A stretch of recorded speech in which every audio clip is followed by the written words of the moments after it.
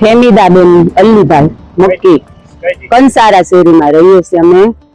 એક 4 જણનું બહુ ત્રાસ છે ને રોજ ફાસ્ટ ગાડી હાકે ને બધા બચ્ચા રમતા હોય કે બિલ્લા કે જાનવર ઉડાડીને વયા જ જાય છે।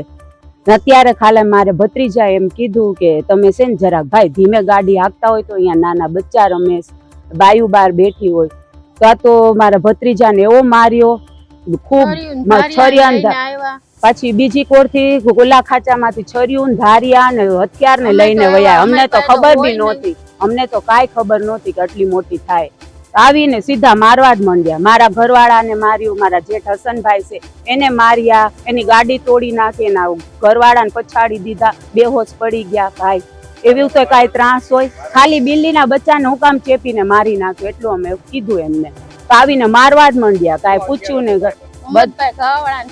બધું હથિયાર હતું, જો દંડા હતા, એક ભાઈ છરિયા હતા, છરીયું હતી, ધારિયા હતા, દંડા હતા, બધા 5-6 જણા ટોળી વળીને આવ્યા હતા।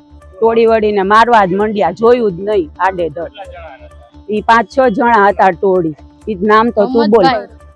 મુબારક, બીજા ગીતી, મોહમ્મદ કેફ।